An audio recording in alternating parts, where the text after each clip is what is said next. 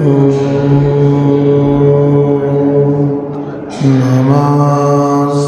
देव्याः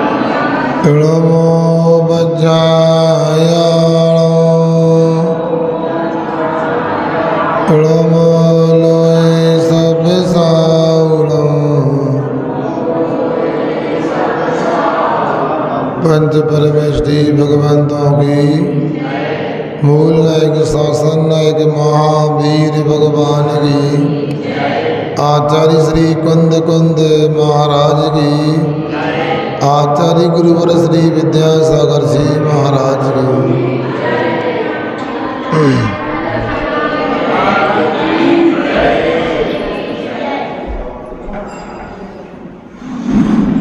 उपस्थित महानुभावों,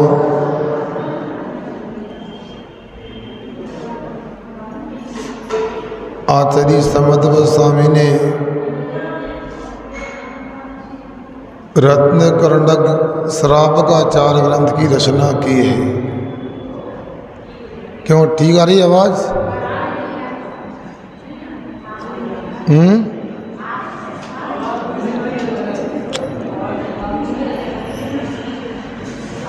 आवाज नहीं आ रही तो फिर बंद करो माइक के लिए।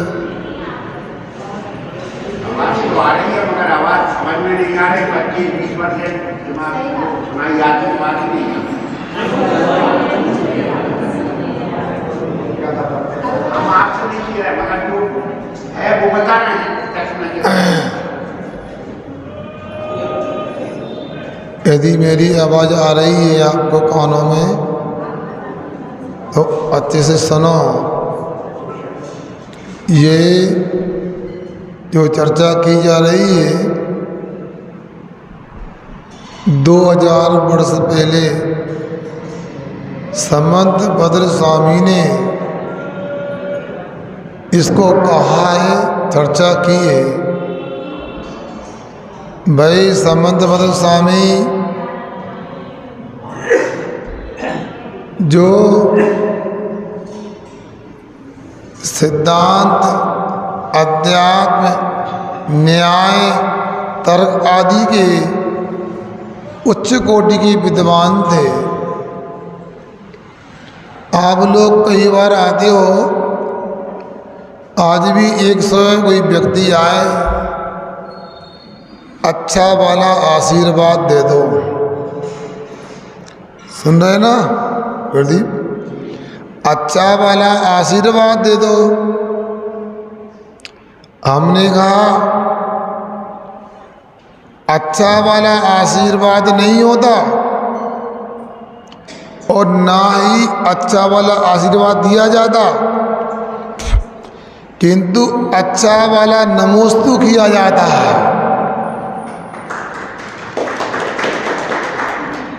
यदि मेरी बात पर यकीन नहीं हो रहा हो तो यही समध्व स्वामी से मैं कहलवाता हूं। ये समध्व स्वामी जी जब मुनि दीक्षा को इन्होंने अंगीकार कर लिया और इनको असाता वेदी कर्म की उदय उदीर्णा के कारण भस्मक व्याधि नाम का रोग हो गया। भस्मक व्याधि हो गई और जितना भी आहार मिले किंतु भूख शांत होने का नाम नहीं लेती थी। गुरु महाराज की आज्ञा से धर्म आगे और प्रवाहमान हो, धर्म की प्रभावना हो, इस बाबत उन्होंने अपवाद मार्ग का अवलंबन लिया। एक जगह जाकर के लोगों से कहा, आपके आराध्य को जितना भी भोग मिलता है मैं उनको ही खिला सकता हूँ। उन्होंने कहा ठीक है फिर, और एक स्थान पर जाकर अपनी रोग की चिकित्सा करने लगे। जैसे जैसे रोग ठीक हुआ और वह मिष्टान बचने लगा, लोगों को समझ में आया अभी तक बचता नहीं था, अब क्यों बच रहा है। चौके में भी हम देखते हैं, कभी अनोदर कर लेते, सोचते हैं पता ना लगे शराबों को अनोदर हो गया। वो कहते नहीं महाराज, आहार तो कम लिया आपने, आज पूरा आहार नहीं हुआ आपका। वैसे पता लगने लगा आहार पूरा नहीं हुआ, ये बचने लगा। बात राजा के समक्ष पहुंच गई और राजा ने कहा, आपने कहा था कि ये पूरा का पूरा मिष्टान आपके आराध्य को खिला दूंगा मैं, अब गड़बड़ किया है। आप लगता है हमारे आराध्य को आराध्य नहीं मानते हो, नमस्कार नहीं करते हो। अभी तक धोखा दिया, अब नहीं चलेगा। करो नमस्कार, करो नमोस्तु। समद स्वामी जी ने कहा, सुनो, मेरा नमस्कार सब सहन नहीं कर पाते, मेरा नमोस्तु, मेरा प्रणाम सबके सहन करने की बस की बात नहीं है, नहीं करना पड़ेगा। ये चिकना पत्थर भगवान नहीं है, मुझसे नमस्कार मत कराओ। राजा ने कहा करना पड़ेगा आपको।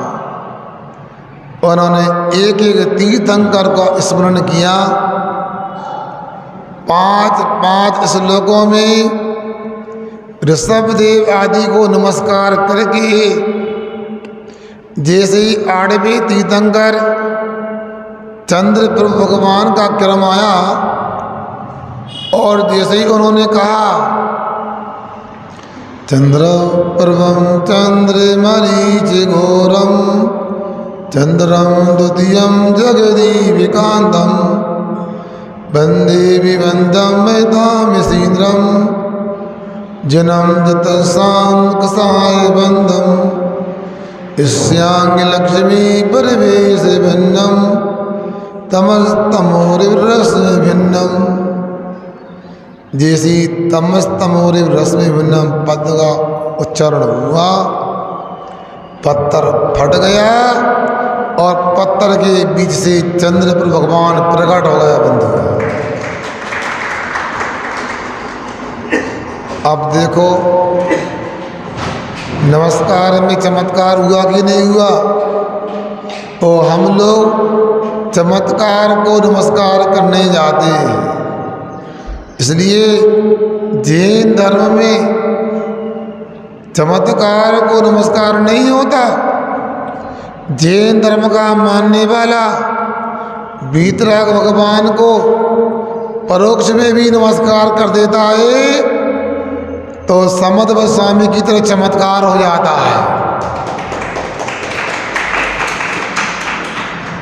ऐसे वीतराग धर्म को हमने प्राप्त किया है। अब हम लोग चमत्कार क्यों नहीं कर पा रहे? ऐसा नमस्कार हमारे द्वारा क्यों नहीं हो रहा जिससे आज चमत्कार हो जाए? आप ये भी बोल सकते हो महाराज चमत्कार तो चतुर्थ काल में होते हैं, पंचम काल में कहाँ चमत्कार हो सकते हैं। और बंधुओं, समंतबल स्वामी चतुर्थ काल के नहीं थे, समंतबल स्वामी भी पंचम काल में हुए। लगभग 700 वर्ष निकल गए पंचम काल के, तब समंतबल स्वामी हुए। आचार्य समंतबल स्वामी पंचम काल में जन्म लेकर के जब वीतराग भगवान को नमस्कार करके चमत्कार कर सकते हैं, तो हम क्यों नहीं कर सकते? कहीं ना कहीं हमारी गलती है। सुन रहे ना आप लोग? गणित पढ़ते थे विद्यालय में, गणित में पहले तो सवाल लिखे रहते थे और अंत में 2-4 प्रश्नों में उत्तरमाला लिखी रहती थी। तो पूरा सवाल हल करेंगे और पीछे उत्तर देखेंगे, सही मिलेगा तो ठीक, अन्यथा गड़बड़ी कहाँ है? उत्तरमाला में गड़बड़ी है कि हमारे हल करने में गड़बड़ी है?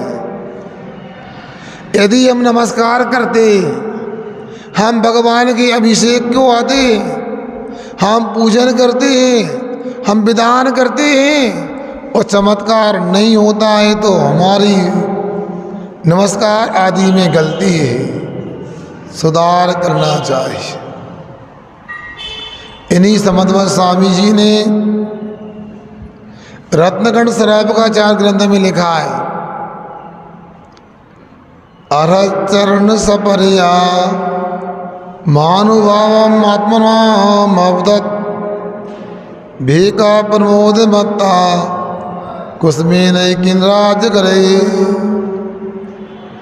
यहाँ की राय राजगिरी नगरी में एक फूल की पाखुड़ी के माध्यम से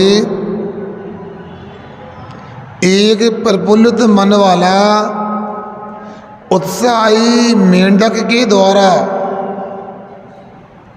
अनंत भगवान के चरणों की पूजन की गई और उस पूजन से वह देव बन गया। देव बन करके पूजन की महिमा को प्रकट किया सज्जनों के, महानुभावों के सामने। आपको भी कथा ज्ञात होगी, ऐसा नहीं है कि नहीं होगी। कि सोचो, हमारे यहाँ गड़बड़ हो सकता है, पुलिस में घोटाला हो सकता है, न्यायालय में गड़बड़ी हो सकती है, समाज की पंचायत में मिलावट हो सकती है, अपना व्यक्ति धोखा दे सकता है, मगर घबराने की बात नहीं। कर्म सिद्धांत की प्रक्रिया में कहीं गड़बड़ी नहीं होती, कहीं घोटाला नहीं होता।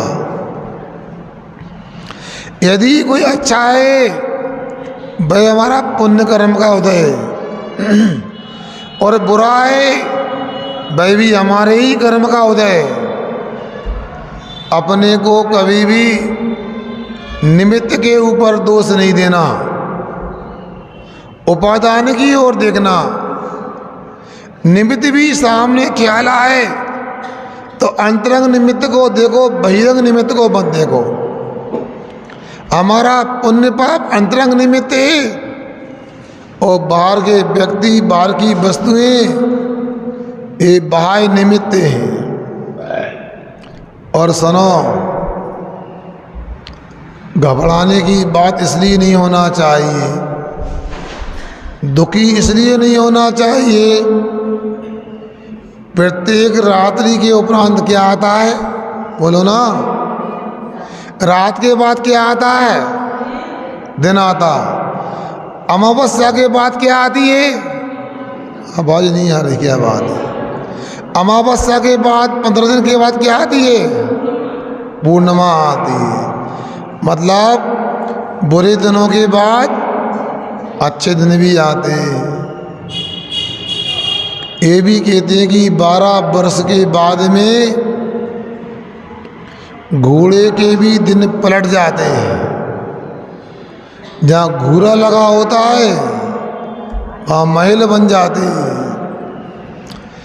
अब क्या था, अपनी ही गलती थी और सेठ जी सामायिक करने बैठे थे।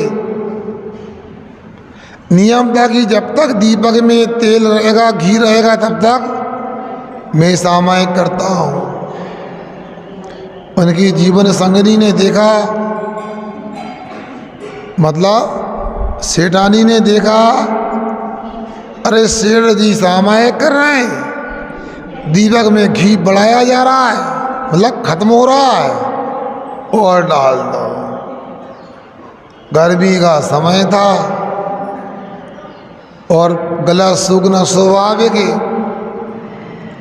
अभी 1-2 घंटा में अपना वचन, अपना उपदेश जारी रखूं, आपका भी गला सूखेगा, बताओ।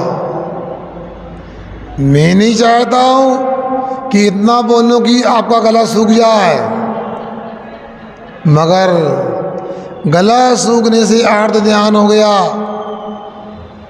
तुरंत आयु का आश्रम बंद कर लिया। मगर सामायिक की क्रिया करने से, सामायिक करने से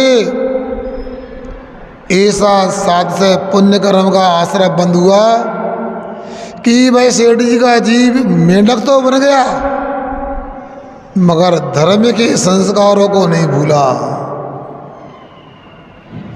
और बगीचे में, कुएं में मेंढक उत्पन्न हुआ था और बाल्टी के माध्यम से कुएं से बाहर आ गया।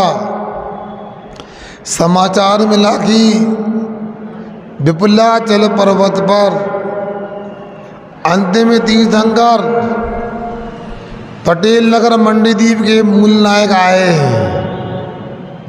कौन मूल नायक है यहाँ के? महावीर स्वामी आए। कौन होगा कि तीर्थंकर भगवान आए, दर्शन करने नहीं आए? सब लोग, राजा प्रजा, सब दर्शन को निकल रहे हैं और बहुत बड़ा काफिला जा रहा है। मेंढक भी पूर्व के संस्कार उसके बने हुए थे, वो कहाँ पीछे रहने वाला है। कोई रत्नों के थाल में द्रव्य लेके जा रहा है, कोई सोने के थाल में लेके जा रहा है और बड़े बड़े थाल लेके जा रहे हैं। कोई रथ पे आसीन है, कोई हाथी पर सवार है। राजा सैनिक भी हाथी पर जा रहे हैं। मेंढक तो बगीचे से एक फूल की पाकड़ी मुंह में दबा करके ले जा रहा है और रास्ते में छोटे से मेंढक को कौन देखेगा? उसके भावों को तो और देख ही नहीं सकते। फिर क्या हुआ बंधुओं? हाथी के पैर के नीचे मेंढक आ गया। क्या हो गया? जब पैर के नीचे आया तो क्या हुआ? है? मर गया। भैया पंकज मरा नहीं, अमर हो गया, देव बन गया। आप क्या समझते हो भगवान की पूजन को? भले ही आप लोग पूजन करने को तैयार नहीं हो, इतने बड़े मंडीदीप में इतने सारे लोग और पूजन करने वाले सीमित हैं, क्योंकि अभी पूजन की महिमा समझ में नहीं आई।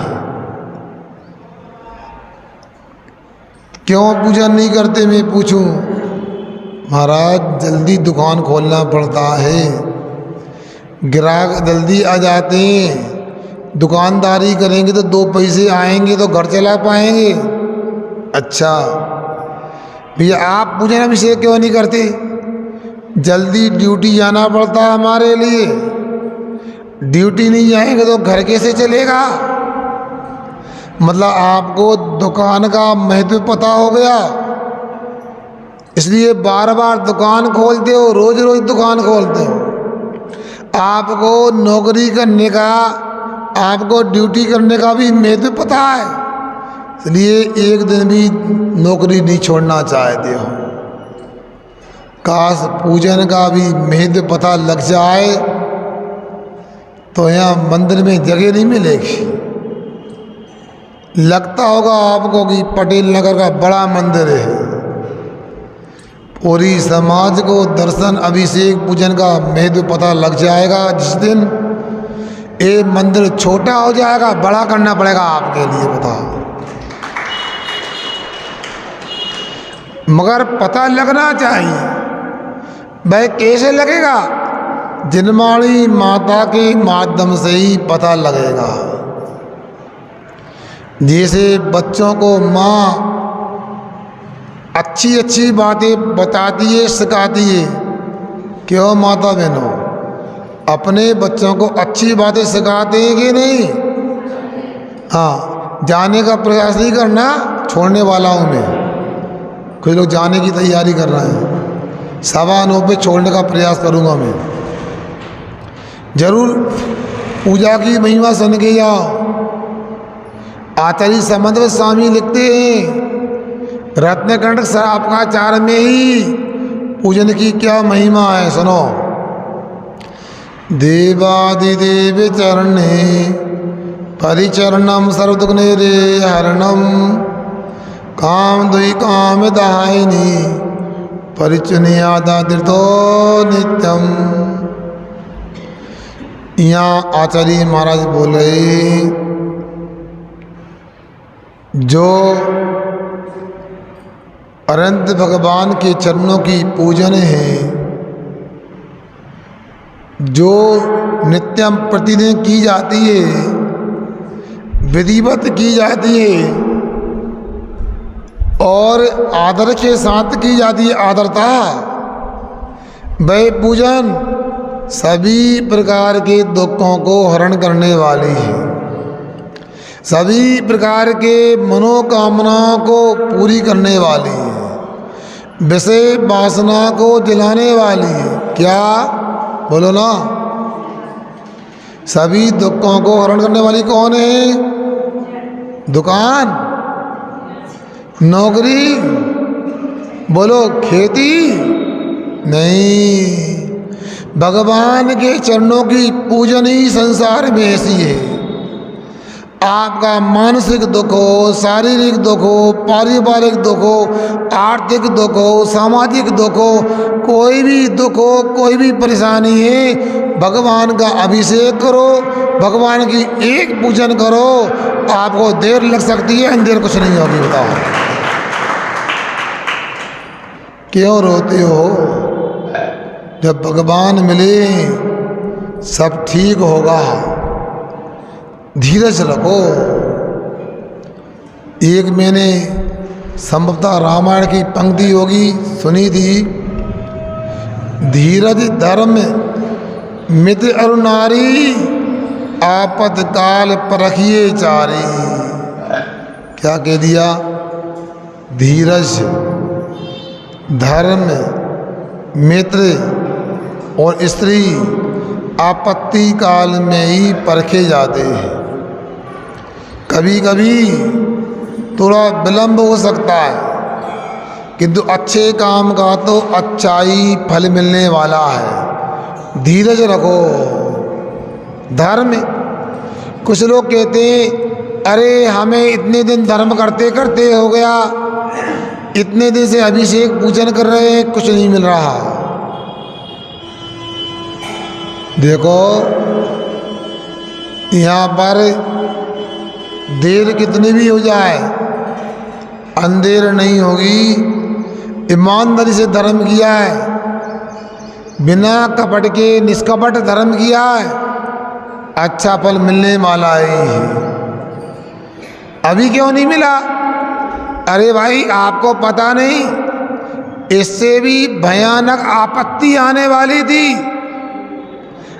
इससे भी भयानक संकट आने वाला था, किंतु आप भगवान का अभिषेक पूजन करते थे, इसलिए भयानक आपत्ति संकट थोड़े में टल गया। बताओ, ऐसे घटाओ उसको। महाराज जी विश्वास नहीं होता आपकी बात पर। जैसी नगर मेरा जाना हुआ 2004 में, सागर जिले में कस्बा है। चर्चा हो रही थी स्वाध्याय के बीच में, रागी देवी देवता को नहीं मानना चाहिए, वीतराग भगवान के चरणों में ही सिर झुकना चाहिए। एक व्यक्ति ने कहा, महाराज आप कुछ भी कहो, हम तो चौतरा को नहीं छोड़ सकते। चौतरा मतलब जहाँ कोई उनके मानने वाले देवी देवता थे। हमने बहुत समझाया, नहीं समझ में आया। हमको लगा इसको वीतराग धर्म पे विश्वास नहीं है, तो हमने कहा ऐसा कर लो, सब नहीं करने से कुछ करना भी ठीक है। 1 वर्ष को आप रागी देवी देवता का त्याग करो। महाराज बच्चा बीमार है, दुकान में कर्ज है, यदि वह लोबान छोड़ना बंद कर देंगे, चिरौंजी चढ़ाना बंद कर देंगे, नारियल फोड़ना बंद कर देंगे तो गड़बड़ हो जाएगा। फिर क्या करना? हमने कहा ऐसा करो, हम गारंटी देते हैं, आपका बीमा करते हैं। आपको यदि किसी प्रकार बाधा आए, कोई बच्चे की बीमारी बढ़ जाए, व्यापार में ज़्यादा कर्ज हो जाए, तो क्षतिपूर्ति मैं करूँगा। उसने कहा विश्वास गारंटी करोगे? मैं हाँ करूँगा, इतने लोगों के बीच में कह रहा हूँ मैं करूँगा। योग से महावीर जयंती के बाद बिहार हो गया और चातुर्मास होना था विदिशा, और कैंसिल होकर के वो चातुर्मास हो गया जयसी नगर ही। अब वो व्यक्ति हमारे पास में आए, रोते रोते आए। हमको लगा गड़बड़ हो गई आज तो। इनको वचन दिया था जो भी नुकसान होगा भरपाई हम करेंगे। पता नहीं बच्चा है कि नहीं, चला तो नहीं गया। हमारे पैर पकड़ लिए, बोलते हैं जब पिछली बार आप जयसी नगर आए थे तो हमें लगता था आप मुनि महाराज आए हो, मगर आप चले गए तो हमें लगा कि आप मुनि महाराज नहीं थे, भगवान बन के आए थे। रोते रोते बोलता क्या हो गया? महाराज जी जब से हमने रागी देवी देवता का त्याग किया और वीतराग देव शास्त्र की आराधना कर रहे, और जब से आपने कहा पारसनाथ का अभिषेक देख रहे कर रहे और पूजन कर रहे, जैसे जैसे दिन निकलते गए महाराज, अब तो पूरा कर्ज ही निपट गया, बच्चा स्वस्थ हो गया। बताओ, फिर भी आप लोगों का मन बनता नहीं। आप लोगों को समझना है। क्यों डॉक्टर साहब, हमारी बात समझ में आ रही? अभिषेक पूजन की महिमा समझो। और बंधुओं, कामदुई अनेक प्रकार की मनोकामना करते हैं। कहीं आप लोग तिजारा जाते हो, कहीं पदमपुरा जाते हो, कहीं महावीर जी जाते हो, और भी कई स्थान पे रागी देवी देवता के जाते हो, और संकल्प लेके आते हो हमारा काम पूरा हो गया तो हम ऐसा करेंगे, छत चढ़ाएंगे, विधान करवाएंगे, ऐसा दान करेंगे। अरे मैं कहता हूँ आपके मंडीदीप के मंदिरों के भगवान भी कमत से कारी नहीं है। अच्छे मन से और सच्चे मन से 1 साल भी अभिषेक पूजन कर लो तो हमारी दशा भी बदल जाएगी, दशा बदल जाएगी। आखिर क्या समझते हैं आप लोग? यहाँ पर भी वही सूर्य मत प्रतिमा में दिया गया है जो चतुर्थ काल में दिया जाता था। ये स्थापना निक्षेप के भगवान नहीं, इनकी प्राण प्रतिष्ठा हुई है। पाषाण में धातु में प्राणों का आरोपण किया गया है। जब प्रतिष्ठा होती है, हजारों श्रावक, सैकड़ों इंद्र इंद्राणी, अनेक त्यागी वृत्ति, मुनि महाराज, आचार्य महाराज, उपाध्याय महाराज, प्रतिष्ठाचार्य, अपनी विशुद्धि को बढ़ाते हैं और उस विशुद्धि के माध्यम से ही पंच कल्याणक प्रतिष्ठा होती है। ऐसी विशुद्धि बढ़ जाती है, सुनो भाई अशोक भाई, ऐसी विशुद्धि बढ़ जाती है प्रतिष्ठाचार्य विशुद्धि से एक भी पंचलक करवा देता है तो लगता है मैं भी मुनि बन जाऊं, दीक्षा ले लूँगा। ऐसी विशुद्धि से भगवान की प्रतिष्ठा की गई। इनके चरणों का गंधोदक लगाएंगे माथे पर, पूरी ऊर्जा अपने शरीर में प्रवाहमान हो जाएगी। उनकी पूजन करेंगे, बिगड़े काम भी बन जाएंगे आपके। इसलिए मेरा तो अनुभव है, ज़्यादा परेशान होने की आवश्यकता नहीं है, भागने की आवश्यकता नहीं है। अपने मंडीदीप में, अपने कोई भी जिनालय में आप भगवान की आराधना करो तो पूजन का जरूर फल मिलने वाला है। आप लोग समय से आओ या नहीं आओ, छोड़ने का तो समय हो गया है। 9:15 बज गए, दोपहर में कार्यक्रम रखा है। आज से व्यवस्था बनना प्रारंभ हो गई है। दोपहर में माइक आदि की व्यवस्था और अच्छी कर लेंगे। आप लोग 2:30 बजे का समय दिया है, रविवार का दिन है, बाहर से भी लोग लगातार आ रहे हैं और भी आने वालों की सूचना हमारे पास में। आप लोग ऐसा ना करना बाहर के लोग आ जाएं और मंडीदीप के लोग दुकान पे बैठे रहें। थोड़ा सा ख्याल रखना, रविवार को छुट्टियां होती, प्रतिष्ठान बंद होते हैं, दुकान भी बंद रहती हैं, कार्यालय भी बंद रहते हैं, तो उसका उपयोग कर लेना। अगला रविवार हमारा आए नहीं आए, पटेल नगर में मंडीदीप में कोई गारंटी नहीं है। इसलिए आज नगद, बोलो ना, आज नगद कल उधार, ये ध्यान रखना। हमने कहीं पढ़ा था, हर सुबह शाम में ढली होती है, जीवन की पीठ पर मौत लिखी होती है। अरे बढ़ा लो बढ़ा सको मोक्ष मार्ग में कदम, सांसों की कोई गारंटी नहीं होती है, सांसों की कोई गारंटी नहीं होती है। हर सांस को अपने आत्म कल्याण में खर्च करो, इसी से जीवन सार्थक हो सकता है। अहिंसा परमो धर्म की। जिन वाणी के ध्यान से सूझे लोकालोक, सो वाणी मस्तक सदा देव दे दो। हे जिनवाणी भारती तो जगोजन ने, जो तेरी शरणा गए सो पावे सक्षेन। देव बजो अरंत को गुरु सेवा निर्ग्रंथ, दया धर्म पालो सदा, यही मोक्ष का पंथ।